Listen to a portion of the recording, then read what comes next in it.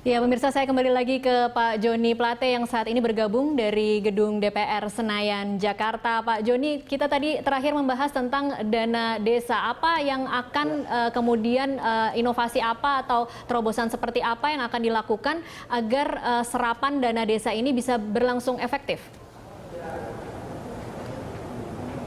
Ya, ini dia, kita itu sudah minta kepada BPKP ya untuk menyiapkan formulir-formulir pelaporan dan pembukuan yang lebih sederhana. Menyiapkan juga agar pemerintah daerah ini bisa nanti lebih cepat untuk melakukan anggaran pendapatan belanja desa.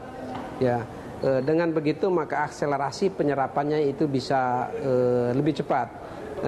Biasanya dari pengalaman yang ada itu terkendalanya justru di tingkat kabupaten, di mana dana-dana itu tertahan di kabupaten dan terlambat ke desa.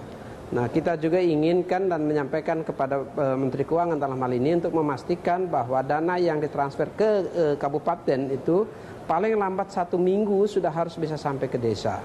Ya, karena secara keseluruhan saya sepakat sekali dengan apa yang Ibu Henry sampaikan tadi. Kuncinya APBN ini adalah apa? Pesan proses politik yang ada di DPR dan pengesahan postur dan asumsi makro ini harus bisa meyakinkan publik, meyakinkan pasar, harus bisa direspons secara positif oleh pasar. Nah, respons dari sisi APBN-nya sendiri nanti bisa lebih meyakinkan pasar apabila penyerapan dan akselerasi penyerapannya implementasi di bulan-bulan pertama tahun 2016 itu sudah bisa dilakukan.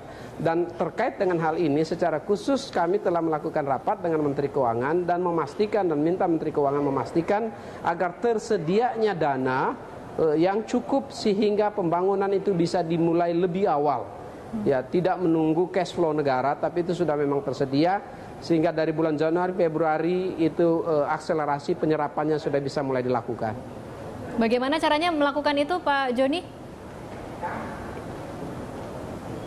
Ya, Menteri Keuangan sudah menyiapkan kiat-kiatnya dan menyiapkan dana-dananya sehingga pada saat bulan Januari, Februari cash flow negara itu cukup untuk membiayai proyek-proyek awal gitu. Oke. Termasuk untuk dana desa ini. Oke, baik. Saya ke Bu Henry lagi. Bu Henry, tadi Anda mengatakan soal infrastruktur. Apa yang akan berbeda kalau kita menggunakan postur 2015 dengan sebenarnya rencana untuk 2016 ke depan?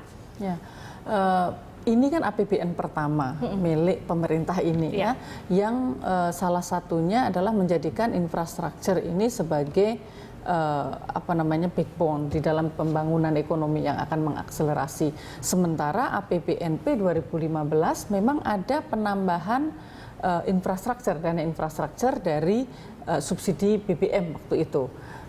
Tetapi ini kan berbeda prioritas ya, karena kita berharap bahwa infrastruktur yang akan dibangun di 2016 itu adalah infrastruktur yang lebih fokus untuk mendorong sektor-sektor prioritas tadi. Kalau memang prioritasnya itu adalah maritim itu di situ ada sumber hayati, ya, ada pariwisata dan sebagainya, maka infrastruktur yang mana yang itu akan diprioritaskan. Nah, jadi kalau kemudian ini akan menggunakan anggaran yang lalu, gitu ya, yang besarannya berbeda, misalnya untuk pariwisata oleh pemerintahan ini sudah akan dinaikkan lebih dari 2 kali lipat. Nah, kalau tidak jadi, sementara ini kita sudah menentukan beberapa wilayah baru untuk menggerakkan ekonomi dan menangkal dari sisi tekanan-tekanan global. Nah, ini kan jadi ada beberapa hal yang tidak bisa yang harus dilakukan perubahan gitu. Yeah. Kalau dari soal proyeksi target pertumbuhan ekonomi, apa catatan Anda? Tadinya 5,5%, kemudian dikoreksi menjadi 5,3%. Ya, kalau kita bicara tentang target pertumbuhan ekonomi, konsensus semua lembaga itu dalam maupun luar negeri bahwa 2016 itu memang lebih baik daripada 2015. Ya. Artinya kita punya harapan akan lebih baik. Nah, karena apa? Dengan asumsi apa? Ya, yang pertama mungkin karena global itu menganggap bahwa permasalahan terbesar itu ada di 2015 dan mereka memprediksi perdagangan global dan sebagainya akan meningkat. Nah, tapi bagi Indonesia tetap saja walaupun terjadi peningkatan ekonomi global, Indonesia itu 60%-nya ekonomi kita itu didrive oleh domestik, konsumsi swasta dan konsumsi pemerintah, sehingga akan ada time lag. Ya, karena apa? Kita tidak bisa memanfaatkan pasar yang misalnya terus meningkat karena yang kita ekspor itu adalah komoditas-komoditas primer misalnya gitu. Jadi memang kalau kita melihat 2016 itu akan lebih, iya potensinya itu akan jauh lebih baik dibanding 2015, tetapi tetap saja sangat tergantung kepada dinamika global dan yang paling penting adalah respon dari kebijakan pemerintah. Maka kenapa kemudian APBN ini menjadi sangat penting untuk segera diputuskan? Karena itu tadi kita harus membuat bantalan ya sehingga kalaupun terjadi perubahan dari nilai tukar, strategi Cina atau strategi di Jepang, itu kita punya kegiatan ekonomi yang terus bergulir karena sebenarnya tadi 62%-nya balik lagi itu sebenarnya ada di tangan kita. Jadi selama pemerintah itu bisa seperti katakan Pak Joni tadi bisa memastikan bahwa penerimaan itu bisa dimulai di awal tahun, maka sebenarnya ini tetap akan bergulir gitu. Karena toh kita juga konsumsi sendiri, ekspor kita juga share-nya tidak terlalu besar gitu. Oke. Kalau ada yang mengatakan 5,3 masih terlalu optimistis, terlalu tinggi? Nggak, menurut saya tidak. Ya, dari lembaga kami melihat bahwa 5,3 itu sangat moderat ya.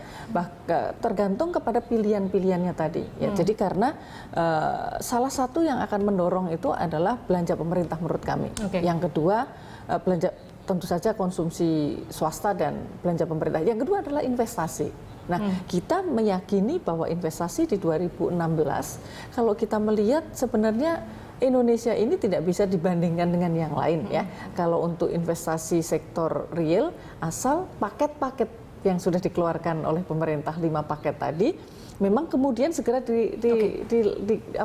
diimplementasikan karena kalau investasi akan menjadi pendorong dan kemudian kita akan menggerakkan padat karya. Nah, bagaimana kebijakan pendukungnya tadi? Nah, itu akan bisa menciptakan lapangan kerja yang cukup signifikan. Oke, baik. Saya akan ke Pak Joni untuk pertanyaan terakhir. Pak Joni, apa yang kira-kira akan disiapkan oleh Nasdem dan partai-partai lain di dalam KIH jika besok ternyata ada manuver-manuver lain dari teman-teman dari KMP, Pak Joni? Ya, kami itu yakin sekali bahwa besok itu dari mengamati proses yang terjadi hari ini, kami yakin sekali besok itu APBN ini akan tetap disahkan. Dan tentu ya sekali lagi kami menghimbau untuk semua pemimpin politik kita lebih mengutamakanlah kepentingan bangsa dan negara. Nah, suatu yang sangat fatal apabila kita gagal mengesahkan Undang-Undang APBN 2016 ya dan menggunakan APBNP 2015, maka itu sangat berbahaya untuk kita. Semua program-program pemerintah itu sulit untuk jalan dan akhirnya yang terdampak adalah rakyat juga. Ini momentum yang baik, 2 bulan ke depan ini momentum yang baik kita khususnya terkait dengan nilai tukar juga untuk menjaga ya iklim politik kita, untuk memberikan pesan politik yang baik kepada pasar karena Bank Sentral Amerika saat ini tidak akan menaikkan suku bunganya ya sampai tahun depan.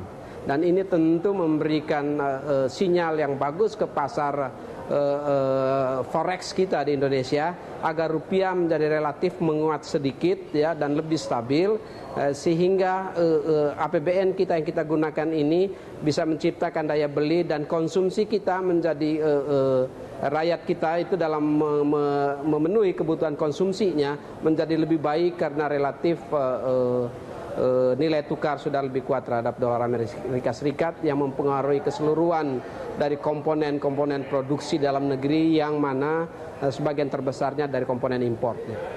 Oke, baik. Terima kasih Pak Joni Plate sudah bergabung dan berbagi informasi bersama kami selama 1 jam di Prime Time Talk. Oke, baik. Saya kembali lagi ke Bu Henry. Bu Henry, kalau kemudian kita mengevaluasi apa yang terjadi selama 1 tahun pemerintahan Jokowi JK, ada banyak kritik tentang bagaimana pemerintah dinilai agak lambat dalam bekerja, kemudian serapan anggaran. Apa yang kemudian bisa dilakukan berbeda tahun depan sehingga memang APBN 2016 ini memang bisa diserap dengan efektif? Ya. 2 kritik tadi yang disampaikan Tasya, misalnya yang pertama adalah anggaran ini penyerapannya sangat lambat, ya, jauh lebih lambat dari sebelumnya. Itu fakta, ya. Dan kita juga tahu apa penyebabnya. Nah, sehingga kita berharap bahwa kalau penyebabnya itu sudah tidak ada lagi di 2016, tadi ada nomenklatur, kemudian ada posisi-posisi pejabat pengguna anggaran sudah selesai, mestinya itu tidak ada lagi. Mestinya ya, Ibu. Mestinya sudah nggak ada lagi. Kemudian yang kedua itu tadi adalah masalah bukan hanya serapan anggaran atau lambatnya gerak pemerintah. Nah, lambatnya gerak pemerintah juga itu adalah fakta. Pemerintah harus mengakui itu karena kita melihat ya bahwa koordinasi itu memang di awal itu tidak terjadi. Tidak ada kesinambungan, orkestra, ya, nggak ada orkestra kebijakan itu. Nah, kita kalau sudah menyadari itu, reshuffle juga sudah dilakukan ya. Nah, ini yang harus menjadi catatan penting bahwa ternyata koordinasi itu sangat menentukan, dan koordinasi itu hanya bisa dilakukan kalau ada perencanaan kebijakan yang terintegrasi. Ya, kalau kemudian satu kementerian belok, misalnya sekarang ini kan sudah ada paket kebijakan tentang UMR. Ya, nah kalau UMR ini sudah akan mengikuti inflasi dan pertumbuhan ekonomi, maka sudah menjadikan UMR itu sebagai faktor untuk menentukan daya saing. Ya. Artinya sudah beralih dari Menteri Tenaga Kerja kepada Menteri Menko Perekonomian. Artinya Pak Menko Perekonomian sekarang harus memanage ini. Jadi kalau misalnya bisa mengendalikan kenaikan UMR, maka harus ada upaya mengendalikan juga inflasi sehingga tenaga kerja ini, para buruh ini tidak dirugikan dari itu, atau mempercepat penyediaan perumahan dan sebagainya sehingga mengurangi beban dari para tenaga kerja. Itu semua ada di Menko. Jadi kalau memang UMR ini akan naik gitu ya, maka harga energi jangan naik dulu. Nah, kemarin kan paket kebijakannya sudah ada bahwa harga energi akan diturunkan. Kapan diturunkan? Karena ini kan akan berpengaruh juga terhadap daya beli para buruh. Nah, jadi orkestra itu yang sekarang ini kita harapkan tidak terjadi. Saat ini menurut Bu Henry orkestranya sudah berjalan lancar atau masih ada friksi-friksi? Kalau kita melihat apakah masih ada friksi, ya. Jadi artinya kita perlu peningkatan dari koordinasi itu karena ini berbeda dengan pemerintahan yang sebelumnya. Sekarang kita di ekonomi ada 2 Menko, ya, dan itu tidak mudah. Artinya tidak hanya di dalam Menko, tetapi antar Menko ekonomi ini juga harus ada komunikasi yang sangat intens. Seperti tadi tenaga kerja ada di mana, listrik ada di mana, dan itu harus disimulasikan sehingga akan meningkatkan daya saing. Oke, baik. Kita harapkan itu memang benar-benar akan terjadi. Kita akan tunggu bagaimana besok RAPBN apakah akan lancar, langsung diketok dan disetujui oleh semua partai politik. Bu Henry, terima kasih untuk waktunya bersama kami di Prime Time Talk.